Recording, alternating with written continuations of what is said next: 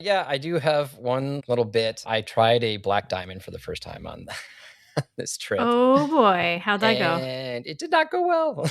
Oh no. It was a trial by fire. Oh man. It was going pretty well. I was actually pretty pleased with myself for 90% of it, but in the last 10%, I was writing down what did not seem like a very technical part of the black diamond, and this was literally the last 10% of it. And all of a sudden, I just got thrown down into the ground and hit my hip into some gnarly roots that were sticking out. Ooh. And what happened was there was like a little depression to the right side of the trail, and it just sucked in my front tire, and that's what just caused me to go to the side and slam into the ground, and it hurt. Dude, that sounds bad. Yeah, I realized if I'm going to be riding black diamonds, I should have proper armor for that. So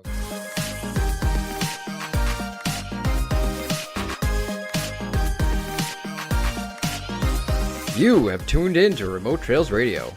We're your hosts, Garrick and Melody, take you off the beaten path into the world of overlanding, life in the Pacific Northwest, and whatever the heck else we feel like chatting about. So grab a drink, settle in, and let's hit the trails together. Welcome and thanks for tuning in. I'm Melody. And I'm Garrick. You're listening to Remote Trails Radio. We'll be talking about some Forerunner mods, specifically for the 5th gen. And we're also going to be talking about issues with adventure mapping and navigation software. And then we will give you some hints and hacks for mini adventures through Section 4 of the Wabder and also Orcas Island. Melody, that sounds awesome. Let's get into it. Let's go. Great. That's good. What's new, Garrick? Well, yeah. What's new, Garrick? My computer is new, for one thing. I've been complaining about it. Did you get one that works?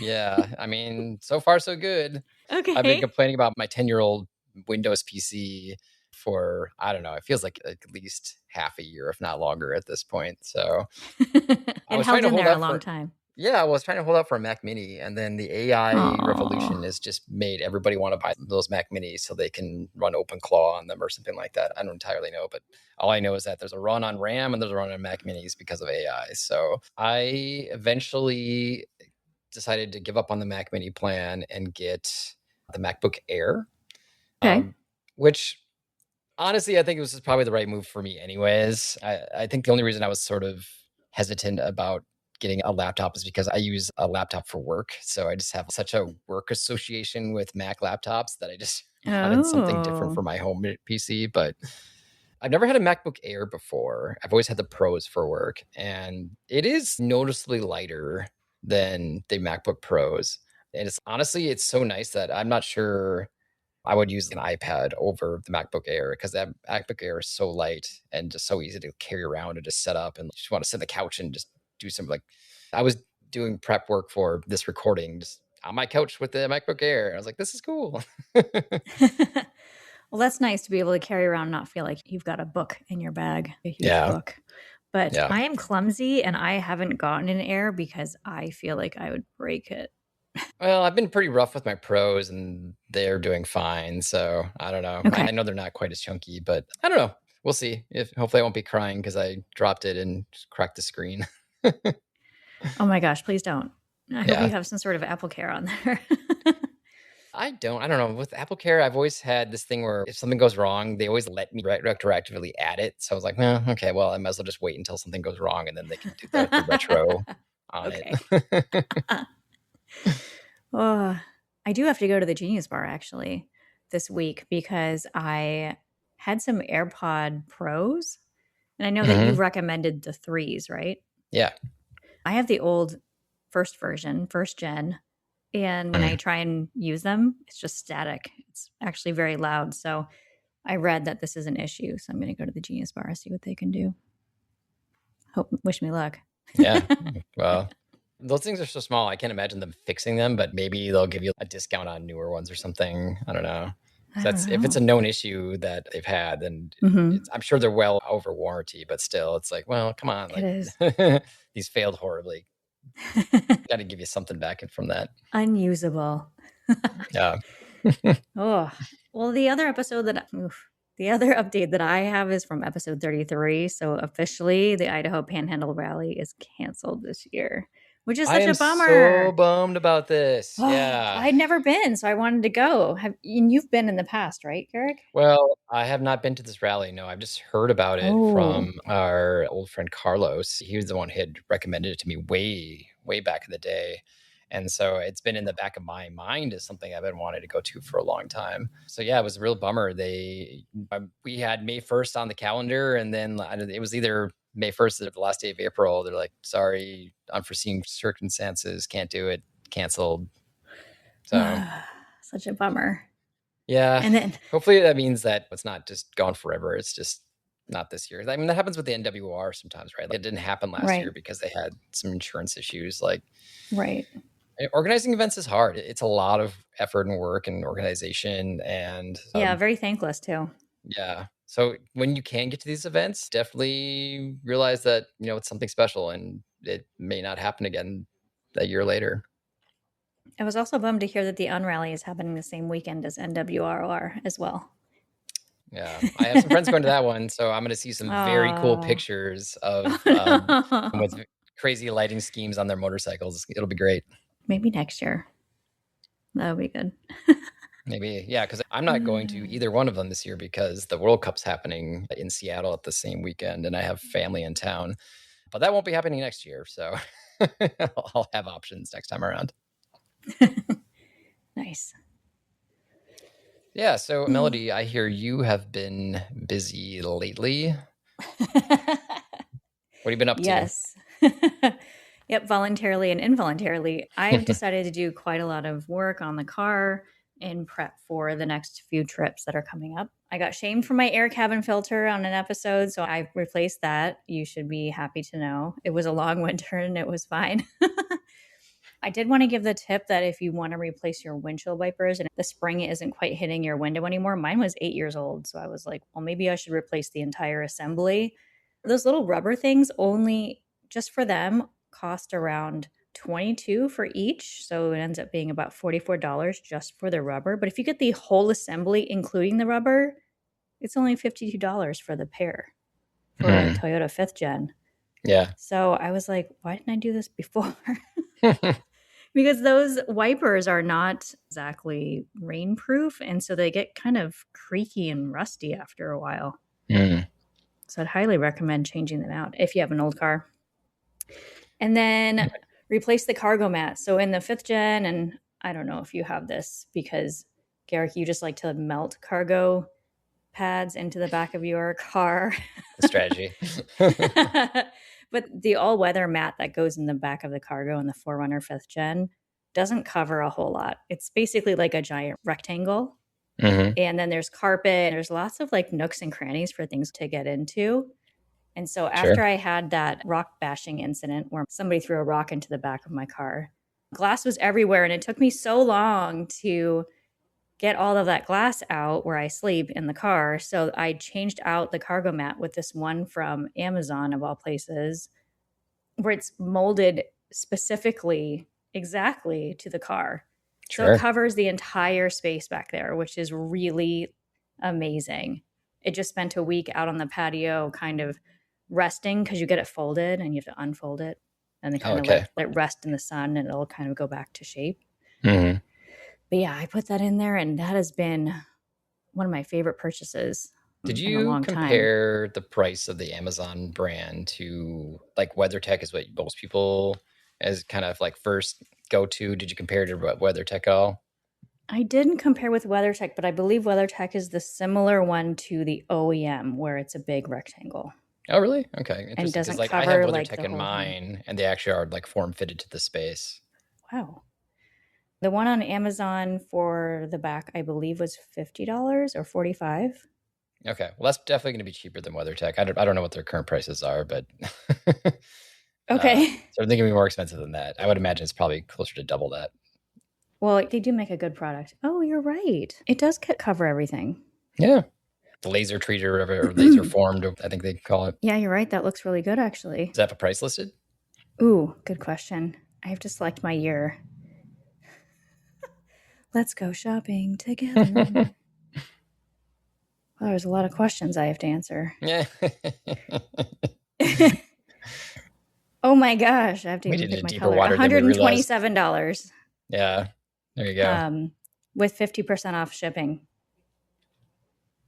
So you still have to Wow. pay for shipping even. You still have to pay for shipping after that. Oh boy. It's a different price. This one that they offer for my year, I don't know if it form fits. It kind of looks like a rectangle. Oh, that's confusing. They have several images. Some are completely formed and some are not.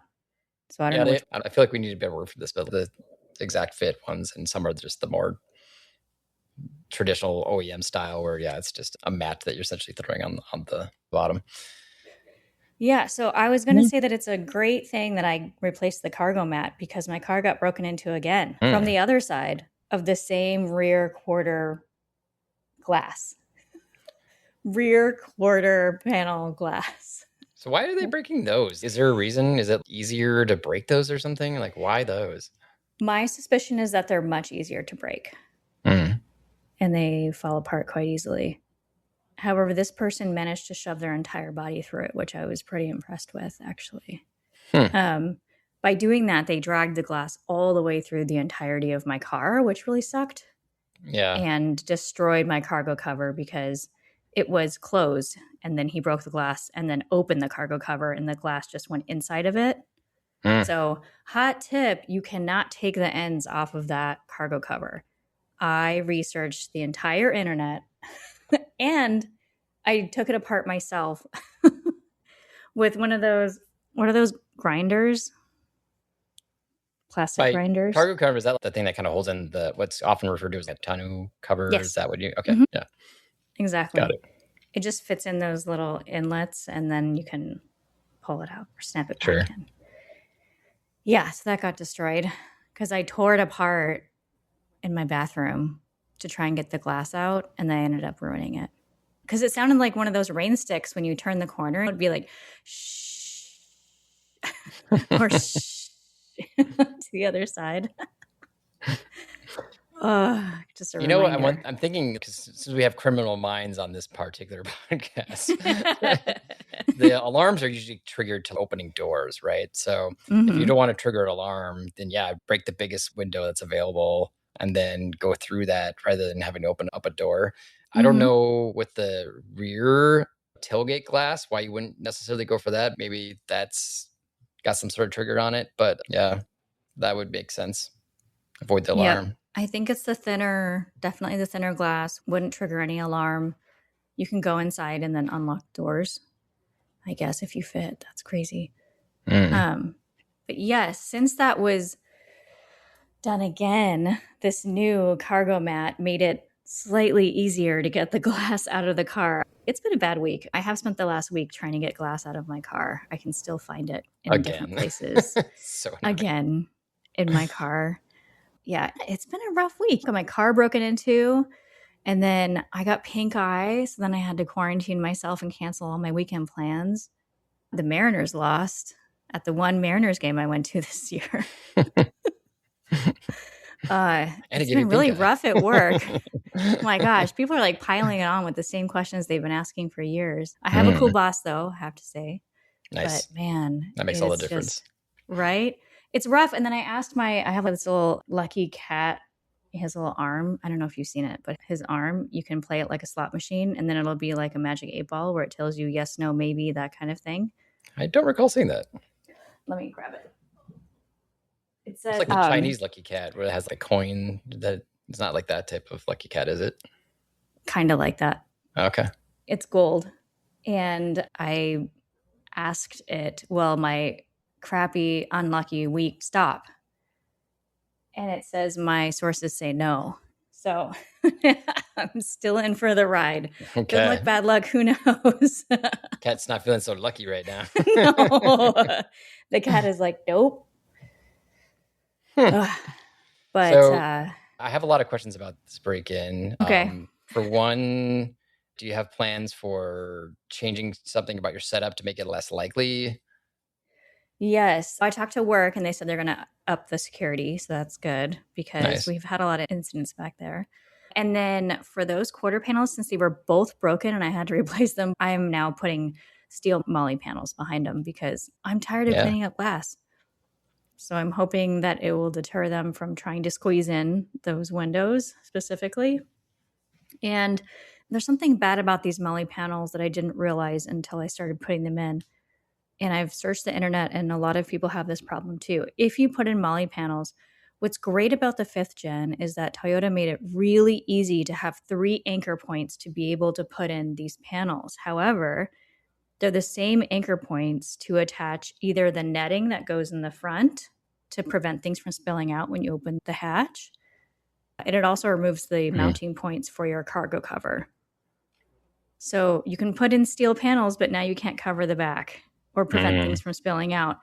And I think that MOLLE manufacturers have somewhat solved it by selling you more MOLLE, like a ramp that essentially extends from side to side.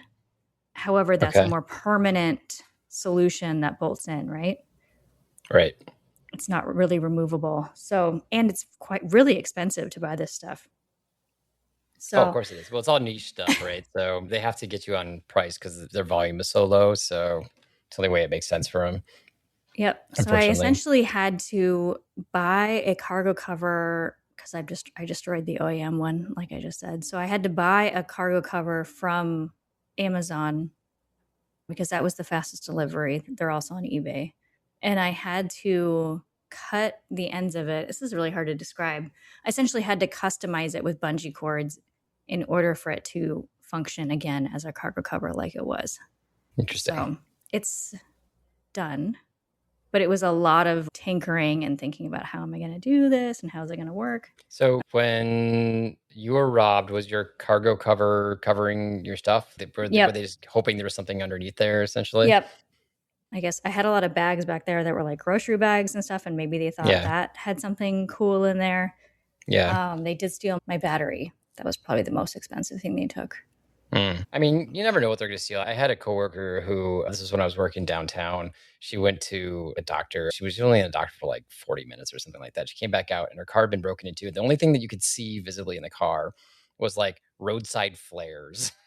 Somebody stole her roadside flare kit. I was like, that's so dumb. What a dumb thing to just ruin somebody's day for. So, yeah. Yeah, I was only gone for 3 hours. It was done in the morning. So very brazen to do that in a work parking lot in the morning. Yeah. And then for some reason they had my Snatch block out of the box. So they went so far as to open this box to be like, what is in here? It's so heavy. Like, it must be gold. Don't want to carry this. And then pulled out the Snatch block and was like, what the hell is this? Snatch and block then left it. Did not get snatched. Thank goodness. Those things are expensive. Yeah. Yeah.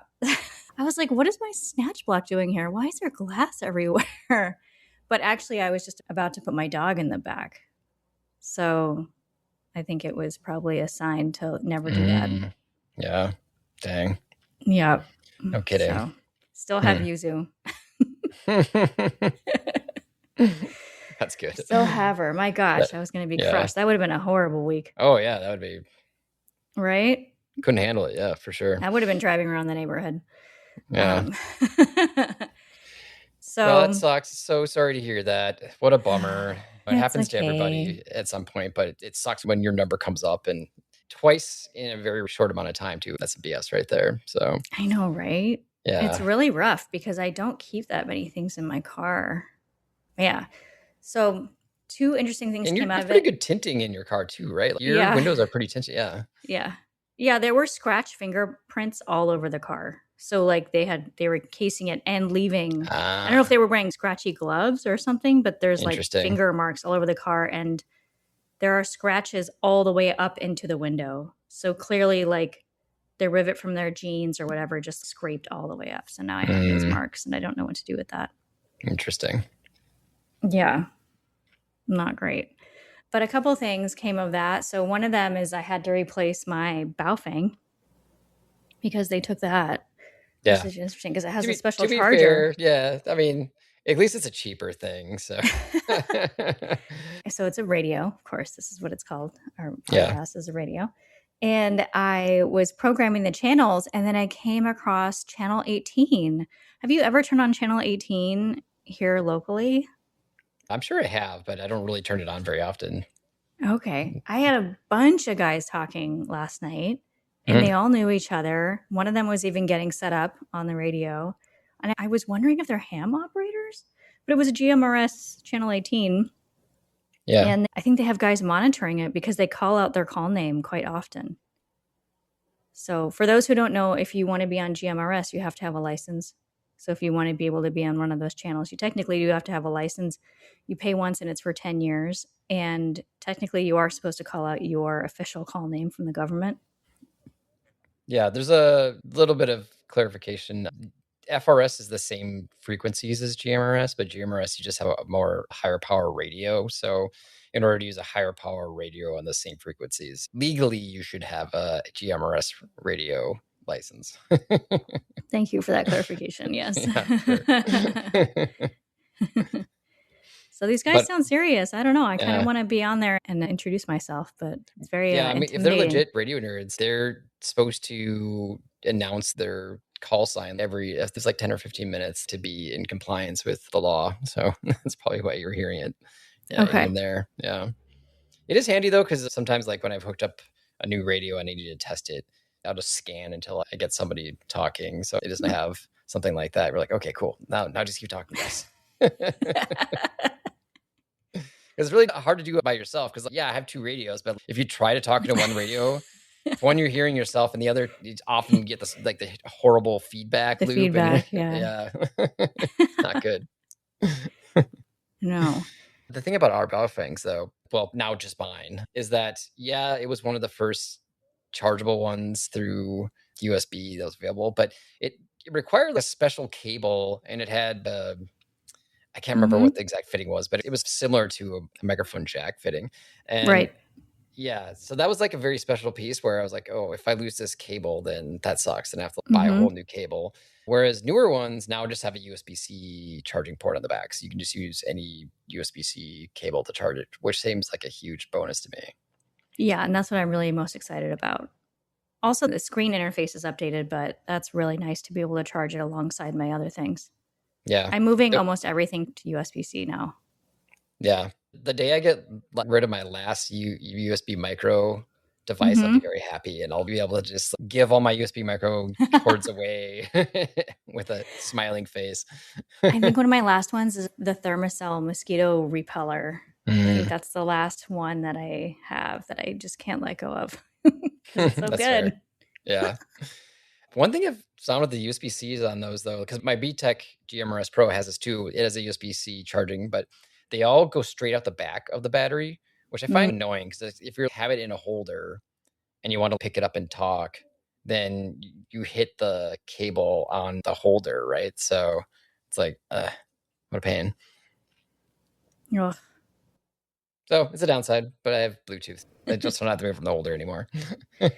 Ooh, speaking of holders, as I was getting more window breakers to be able to mount in my car because you scared me with the whole, what if you go upside down? And that's totally true. You actually really need a window breaker if you're upside down. Yep. And I don't want it flying and hitting me in the face. So I did get new ones, and they come with little glass discs that you can try out breaking. Oh, that's fun. Mine didn't come with that. I'll bring it over. I'll bring it over sometime. I'll bring it over this sometime. This is a good week for you to use those and just get some anger out. Smash some glass. I can do it too.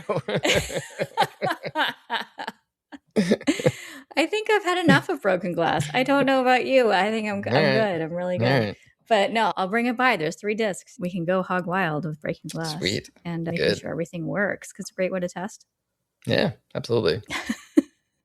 And they come with these pre-sticky mounts that you can mount pretty much anywhere in the car, which is cool. Oh, nice. Yeah, I just throw mine in my console, but that makes a lot of sense too. So you can always have it where you need it.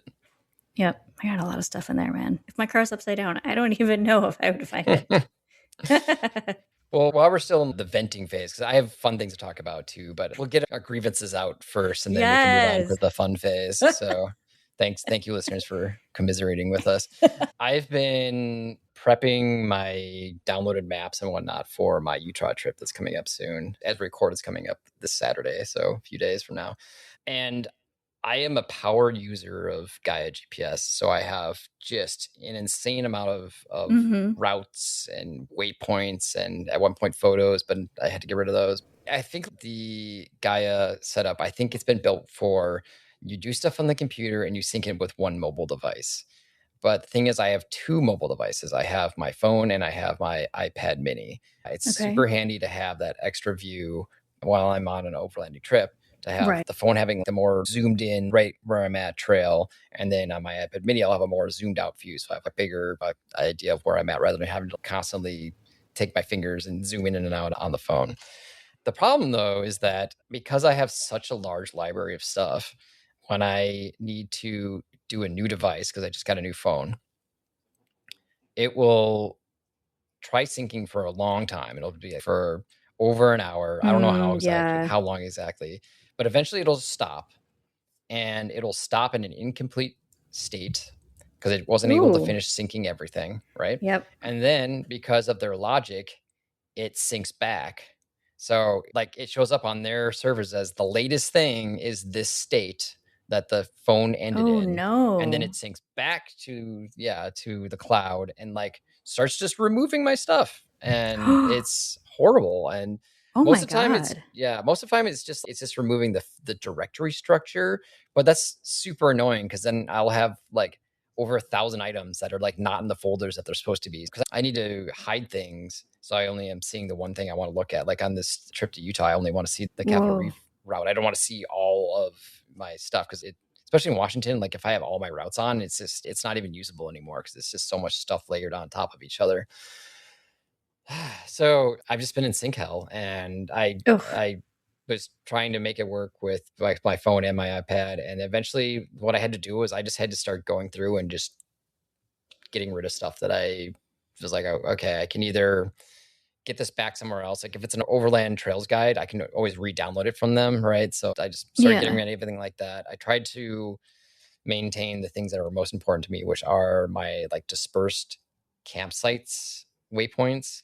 That's the stuff that has taken me years to build up, and it's something that's unique only to me. It's not something I can procure somewhere else. So, and also like I went in through and I removed all of the shared folders. I removed access to all of them because I just didn't want to deal with syncing with other people's devices too. I was like, I need to simplify this as much as possible.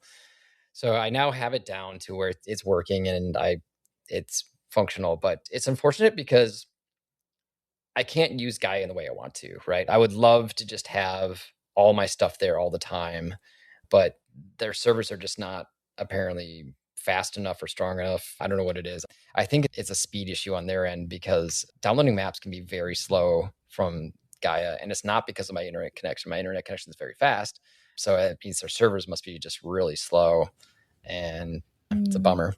Have you talked to their customer service? Oh yeah, several times, and then they were not there. They were trying to help, but they didn't really have any good ideas. I stopped doing photos a long time ago because the photos were way too much for syncing. I had a lot of slowdown issues years ago, so I took all my photos off of there, which is also a bummer too because I loved having photos of like my dispersed campsites that I've been to. Yep.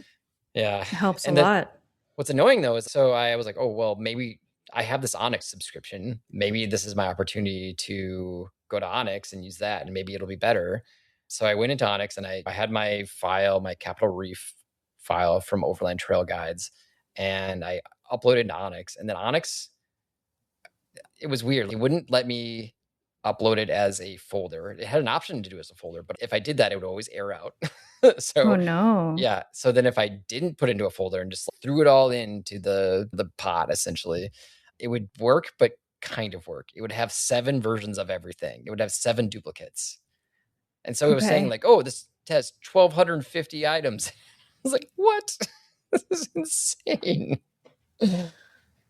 So, yeah, I'm just not impressed with the industry and what they're offering for power users as far as maps are concerned, unfortunately. So, oh man, what a bummer.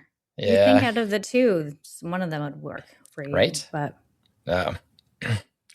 I have not followed up with Onyx customer support, so I'll give them a chance to find out what's going on with that. But that was frustrating. I can't imagine. That sounds like complete hell. We're taking a break. It's Melody jumping in to say we're hanging out on Instagram if you want to keep up with the Overland nonsense. And if you're on Apple, Amazon Music, or Spotify, go ahead and download the episode so you don't lose us. All right, back to it. This is my last grievance to air. In Gaia, you like download your maps before you leave while you have your Wi-Fi connection. So then when you're out on the trail, it works. Well, the thing is, because everything is synced, you can't just be like, download to this device only. It's just like it automatically gets in its sync system, right? So I download a map on my phone and it's on my phone and it works and it's great. I can turn in airplane mode, zoom in, everything's great. It's there. Don't have to worry about it. But then I go to my iPad, and this is why I think they, in their mindset, they're only designing for one sync device. But I go to my iPad and the iPad says, oh, you got that map. It's there. And I even go to download maps on that device. And it's like, oh, here's a big square. This big rectangle is maps you've already downloaded. So you don't need to worry about it doing any more of that. But the thing is, it's not on that device. For some reason, it doesn't sync it. And I don't know if that's just because it's like their syncing just isn't working or if it's just not supposed to. But the iPad doesn't know that it doesn't have it on it. So basically what I have to do is try downloading again on it. But even now, I don't know if it actually is downloaded on my iPad because maybe their logic is, oh, you already have these squares already downloaded, so I don't need to download. I'll just download the few little bits that are around my two rectangles that I had on top of each other. I don't know. So, oh my gosh. Yeah.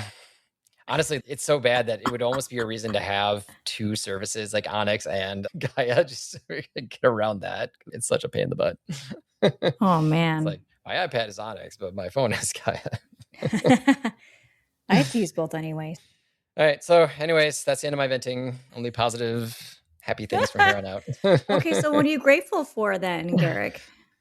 Well, I mean, this new computer is working fantastically, so that's been good. But I had a couple of mini recreational opportunities, a camp and recreate from a previous episode. Yeah, and this spring has just been insanely beautiful. So one of them was I did a shakedown run with Shannon. We basically tried to do section 4 of the Wabder. We started in Kashmir. And our plan was to head north with the hopes of hitting Ardenvor. We got up to Chumstick. Ardenvor? It's Ardenvoir. So I say Ardenvor. I don't know how you pronounce it. It's a tiny, tiny little town. Okay. Yeah, it wasn't so much to get to the town. I'm sure it's full of lovely people, but it's more that Stalico lookout's right there, which is a cool thing to check out.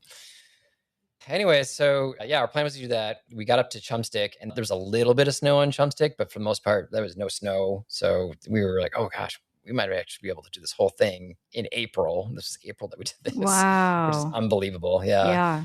But then eventually we got to this point where it's like this big crossroads in the area. I think some people call it French Crossing or something like that. Okay. There's a sign in the direction of where we would have continued to go to on section 4 that said road closed. So that probably means is that there was probably trees down and we didn't have chainsaws with us. So we decided to pivot from there and head towards Lake Wenatchee because I know the trails around there really well from both the NWOR and the Tour Tech Rally because that's definitely where the stomping grounds are, right around Plain. And we continued on and saw some cool views. And then we made it back to Shannon Rock. That was our campground. And the rock is still there. It's still right where we put it after moving it into a safer location. Out of all campgrounds he could have done that at, it's the one that we visit the most, right? Right. Yeah.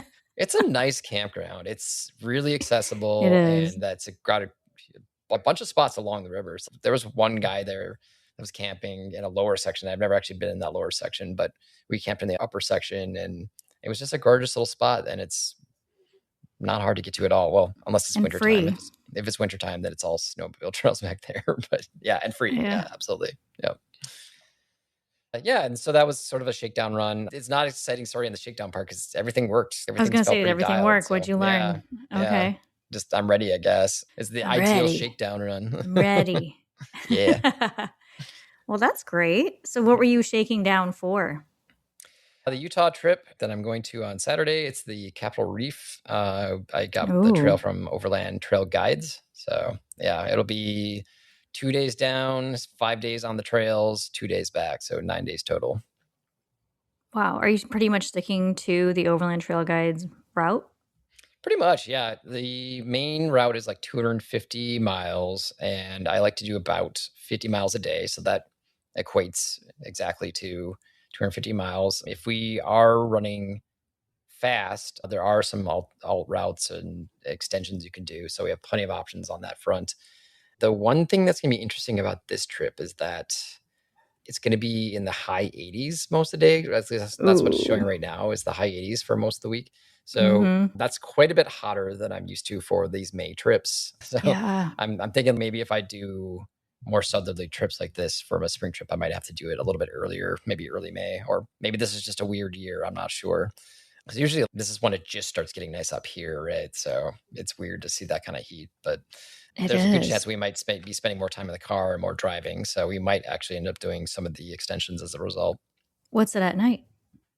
Oh, it's desert. So desert's nice. Desert gets cool. So it'll be down in the 50s at night. Nice. Yeah. Okay. You can count on the desert for that. It doesn't hang out in the humid heat like it does here at night. And is there anything you're looking forward to specifically besides hanging out with everyone and doing this trip? Like, are there any sites? Yeah. I mean, all of the geological structures there are incredible looking. So that'll be the highlights for me anyways. I think Goblin Valley is one that I'm particularly looking forward to because the hoodoos look like they'd be really neat to see in person. Yep. I do know by the end of this trip, though, I'm going to be looking for a lake. There's one big river that we pass. Otherwise, this could be a very dry trip. So got to get one of those kiddie pools. Yeah, right.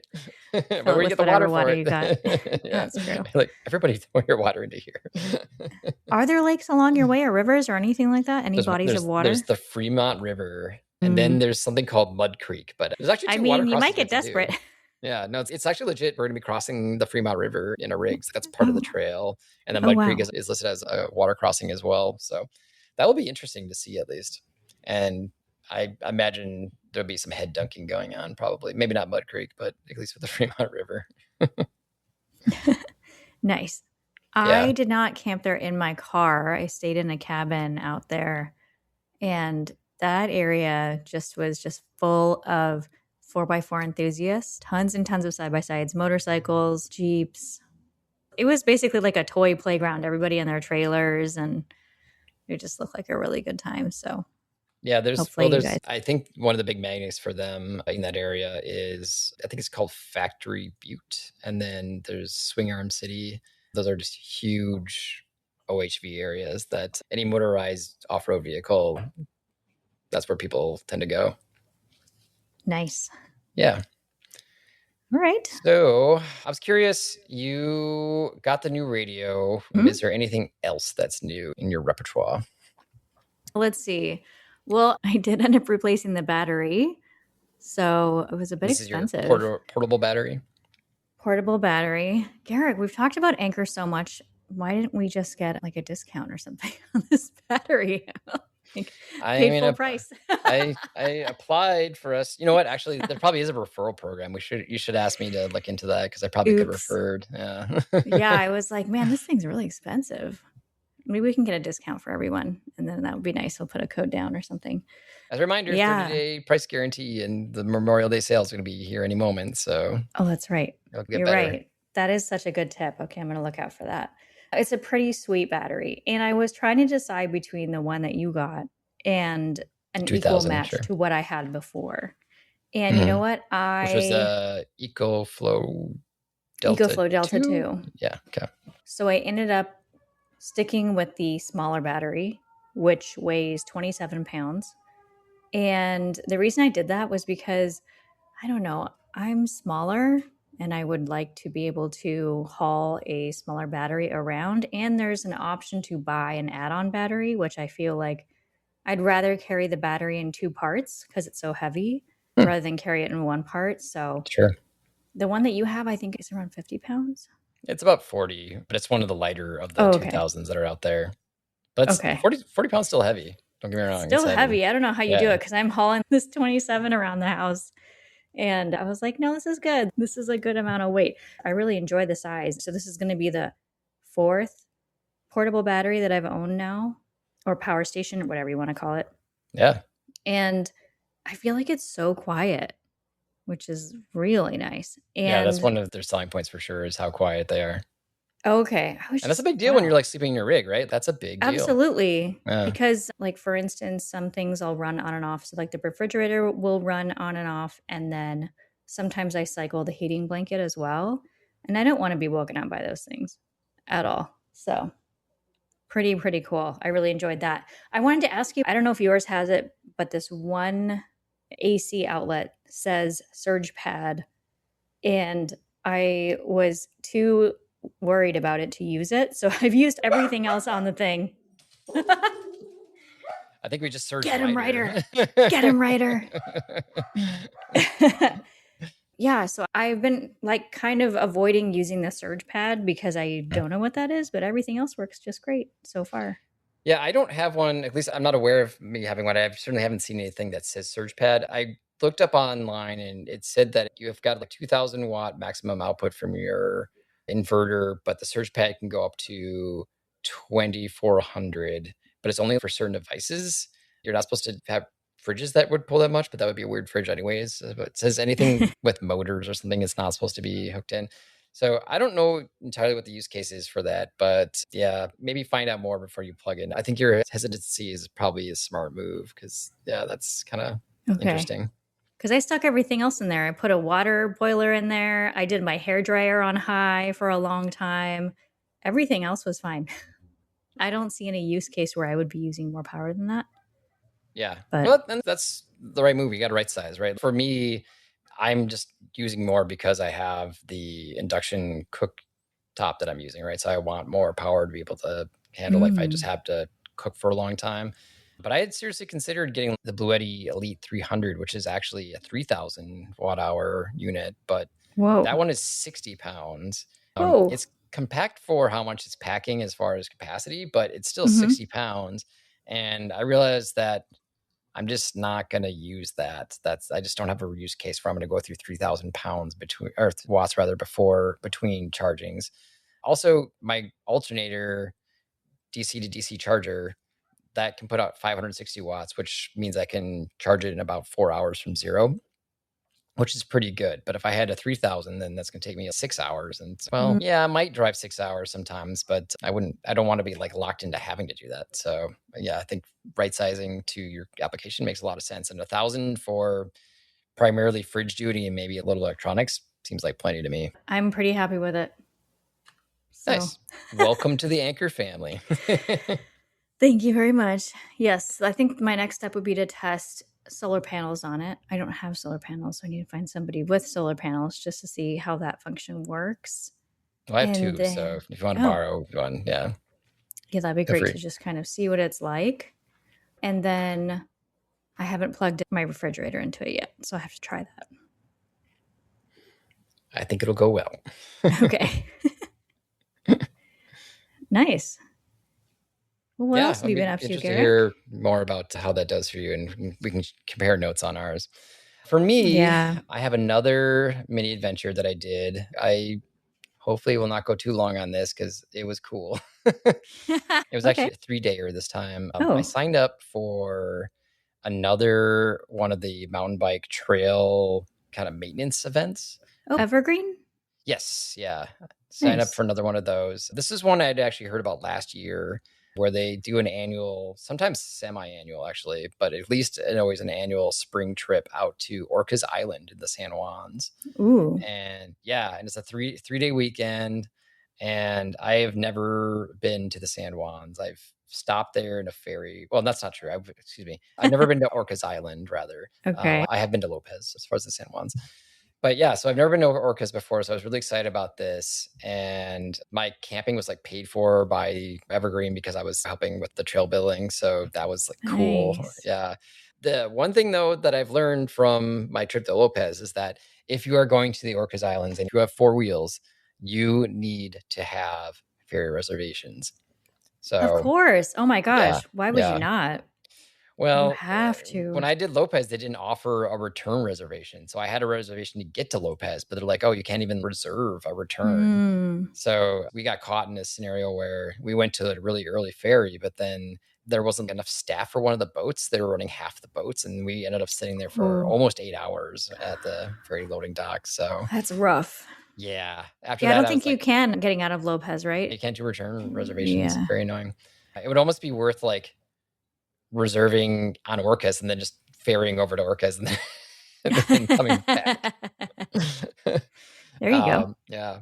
From that lesson, I made sure that I got reservations for this.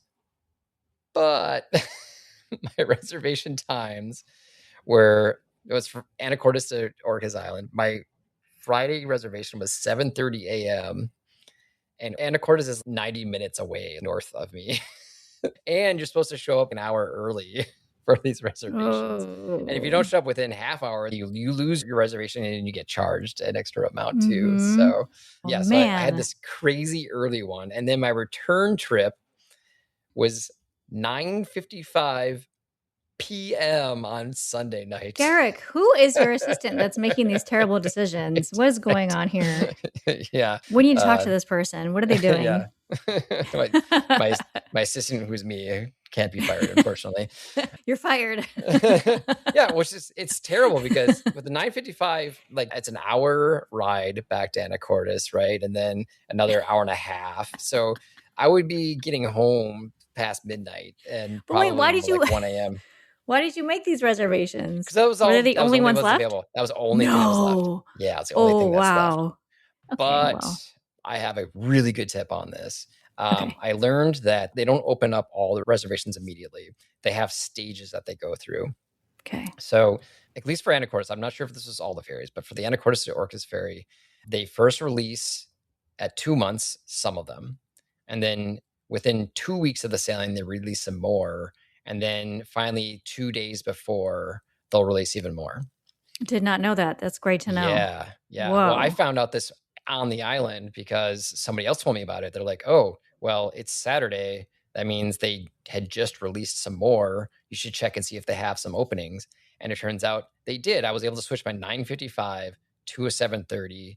I didn't have to pay any extra for changing my reservation or anything. I was able to just go online and swap it out. And so. Okay, so you can do the switch online. Yeah, it's all online. Yep. I mean, maybe you can call too, but I did it entirely online anyways.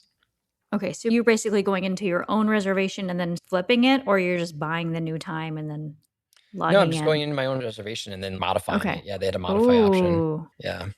That's handy. Yeah, so that made it actually a really great time to come back because it still gave me plenty of time on island, but I didn't feel like I was like going to be terrible and broken the next day. And also, as we were leaving, there was like this gorgeous sunset happening behind us. So 7:30 p.m. ferry on a May weekend. It's a good choice. The other thing that would kind of surprise me was that when I paid, it was $70. And I didn't realize when I paid, that was actually round trip. So it's actually not as bad as I would have thought for that ferry ride, which is pretty cool. The campground that I didn't have to pay for that Evergreen had rented, I think they had 10 sites available for us.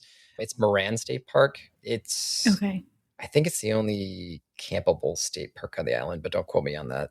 It's basically, Orcas is like, how to explain it? It's almost like two big tonsils that like have a little bit of land connecting them at the top. There's one way to describe it, yeah. Yeah, that's what I got. And Moran is on the east tonsil. So that one in May, they have two different levels. They have a lower and an upper level. We were in the upper level, but the lower level are right on Cascade Lake, which is a really cool, beautiful lake. We got there early on Friday, and there were still some spots even in that lower area. And then in the upper area where we were at, there were some spots that were not used the entire weekend. So if you're in the San Juans, or at least on Orcas Island in early May, it's pretty easy to get campsites there. And that's something that is darn near impossible during the summer. You have to have that booked out like the day it opens, right? If you're past Memorial Weekend. Do they take reservations? They do. Not at that time. At some point in May, they do open up reservations. But when I was there, it was still first come, first serve only.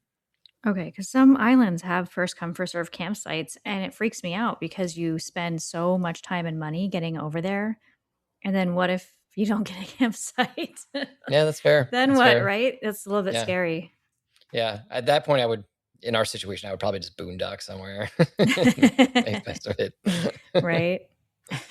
But then where are you going to put not your cot, your swag? Swag. Well, Where are you if gonna I was put doing that? this plan, I would just sleep in the rig because yeah. Okay. There's also the trick where I'm not in any way condoning this, but somebody else had mentioned, well, they have the hiker biker sites. So you could just park your car, then bike to the hiker biker sites. And those are guaranteed that if you use the hiker biker sites, that they have to accommodate you no matter what. So you probably won't need it if you're there at the right time of year, but if you want some extra security that you're going to have a camping spot, that would be an option as a backup. Yeah. So anyways, I mostly did mountain biking stuff, but I have a few little things about the island that I can talk about in addition to the mountain biking. The main town in Orcas is called East Sound.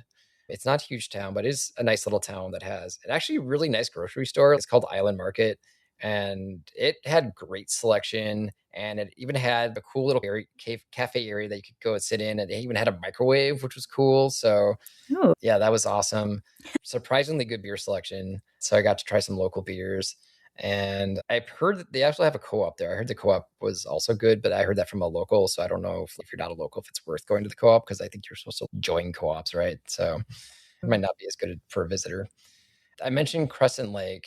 That one was right next to Moran State Park. There's also a whole another lake called Mountain Lake, and that lake is massive too. And these would just be perfect for paddleboarding, especially because it was beautiful weather when I was there the entire time. And not even if you don't have your own paddleboard, there's a place that actually rents it. They actually had this floating hut on Cascade Lake, so you could rent paddleboards and kayaks and whatnot. And if you're even a little bit more adventurous, the middle part that's ocean or sound, anyways, they do have rentals to go on that. And that's actually very protected because you have both tonsils protecting you. As far as sea going goes, it seems like that'd be a pretty easy way to do it. But I'm kind of bearing the lead here, though, because the shining jewel of Orcas Island has to be Mount Constitution. It is awesome. It has to be the best view in the San Juans because it's the tallest point in the San Juans. And you can drive up there. It's entirely paved road. It takes about 15 minutes from Moran State Park. And it's just gorgeous views. You can see Vancouver Island. You can see Canada. You can see all the San Juans. It's absolutely fantastic. And it's kind of cool because they have a stone tower up there that you can walk up, and it has little information about the stone tower and how it came to be and history of the park and whatnot. You go in the stone tower? Yeah, you sure can. And you can go up to the top and get even better views from the tower. Cool. Yeah.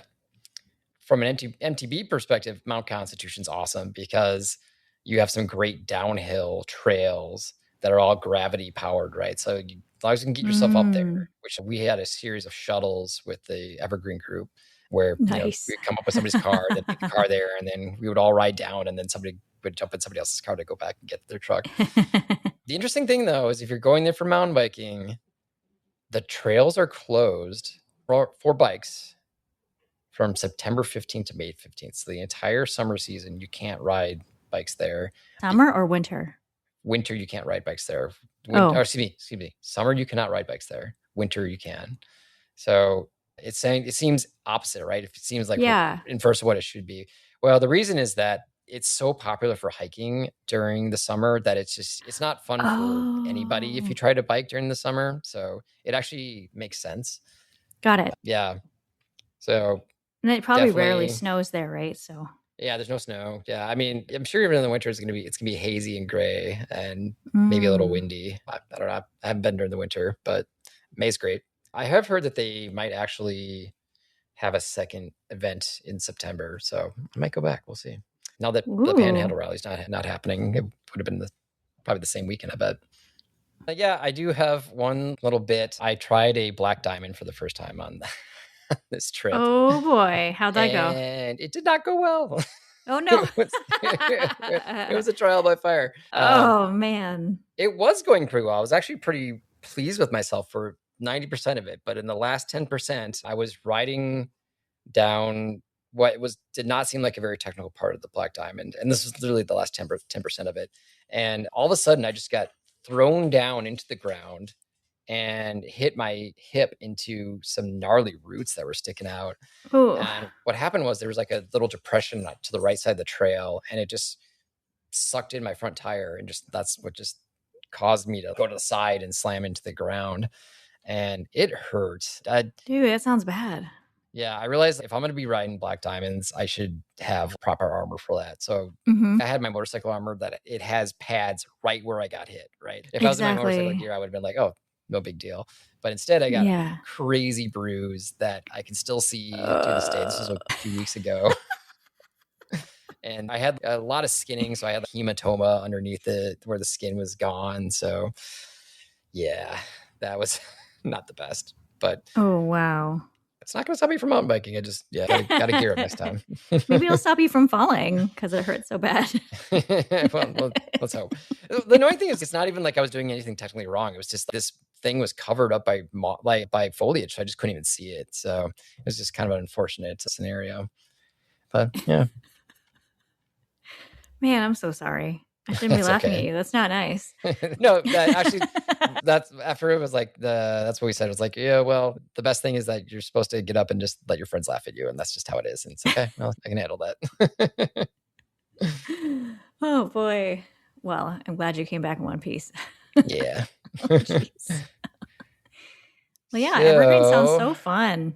Yeah, it's great. It's awesome. Yeah. Like I said, I wish we had something like that for overlanding. We kind of do, but I think specifically the work building stuff together is next level fun. It's kind of hard, but also you kind of get that team sense out of it more so than usual, which is pretty cool. Yeah. Yep. There is a Facebook group, Wabder 4x4, and I guess somebody was trying to organize a cleanup party. And I thought cleanup meant taking out trash bags of people's stuff that they tend to leave in the woods. Yeah. This was actually cleaning up trees that were downed in the road. So it was basically a lot of chainsaw work. And they created an event 2 weeks prior, and only 2 people showed up, the person who organized the event and then one other person. So they didn't get very far. No, bummer. Yeah, like you're saying, it would be really nice to have groups that are really dedicated to doing more of this. Yeah. Like this trail maintenance type of stuff. Yeah, you actually reminded me, the organizers that are part of Evergreen on this event were mentioning that they offer chainsaw classes, and you can actually get certified to work with chainsaws on Forest Service roads. And they said that if you are doing stuff like that, you don't even have to be on a mountain bike. If you're out there clearing Forest Service roads with your chainsaw, that they can count that hours as part of their overall, because you took the lesson from them, right? So they can count your hours of actually going out there and clearing as hours that they've had used for clearing trails, and that helps them with their grants and whatnot. So I was like, oh, that's pretty cool. That's cool. It sounds like right up your and my alley. Yeah, exactly right. Yep. Absolutely. I'm going to be doing some stuff like that this weekend, and I have a feeling it's going to be a lot of backbreaking work, but it'll be worth it. Nice. Yeah, this is for the MWR, yeah? Mm-hmm. Yep. They do some free runs during the rally, and so we have to go check them out first to make sure that they're clear, and to also get a sense, you know how roads can change. It's to get a sense of what level somebody might want to be at in order to go on these roads, because we don't want it to be too gnarly. That's fun for us, but that may not be fun for somebody who is just starting out. Sure. Yeah, depending on the level that you take out. Yeah, absolutely. With the Tour Tech, they have different colors. It's kind of like ski trails where it's like you got the green, blues, reds, blacks, that sort of thing. So I don't know if MWR does that, but it's a good way to quickly see. I think what we're doing is just verifying that it is what it says it is based on whatever's happened over the winter. Got it. Okay. Yeah. Cool. Very nice. Yeah. So I think we're reaching the end of the episode. We are not doing formally random recommendations anymore because we just have too much stuff to talk about. So if you missed random recommendations, then let us know, because we would love to hear from you. But I do have I don't even know if I can call this a recommendation. But it's okay. Okay, cool. Well, so I have YouTube Music. I just kind of let the algorithm do its thing, and it's usually pretty good about suggesting new music to me music that is new to me, right? Yeah. Mm-hmm. And so there's a group I say this in quotes, that came up, and it had this really awesome sound. It just hooked me in immediately. And I was like, oh, what is this? And then it's like Promptgenics. I was like, oh, I've never heard of that. And then a couple days later, another song. I was like, oh, the song's red. And then I went in there. It's the same band. I was like, oh, Promptgenics. Okay, cool. It's like, I need to look in and find out more about this. Well, there's a clue in the name, and that clue is prompt. So if anybody's been working with AI recently, you know about the prompting. So apparently this is a very highly AI generated band. It's one dude, but I mean, I don't know. Like, I don't know. He's still doing something, right? He's creating something out of it, and right. I don't know. Yeah, like I feel a little embarrassed about it. Yeah, because I can't go to a show and see these guys, right? That's a bummer. That's not a thing you can do, right? So, but it's also, I like it enough that I'm not going to unlike the songs. I'm going to be excited when they play. But this is the reality that we live in now. We're in the future, I guess. Well, it seems like it's for the better if it's making music that you like. But yeah, fair enough. But yeah, it is a bummer. It's not a human artist you can go see. Yeah. But at least that means there's always going to be demand for human artists, right? Because then, like, we like to see a show, we like to see things live. So I'm okay with that. On that note, I think we are reaching the end of the episode. Melody, do you have any closing thoughts for us? Keep your pets safe. Give them an extra hug. Yeah, pets. I'm down with that. If you don't have a pet, find somebody who does and squeeze them. And maybe offer to watch the pet for them every once in a while. Ooh, yeah, that's always lovely. That reminds me, Beth has a new puppy. We got to go see it. There you go. Okay, cool. Well, thank you again for listening, and we will call that a wrap. If you want to get in touch with us by email, let us know what you think. remotetrailsradio@gmail.com. RTR, over and out.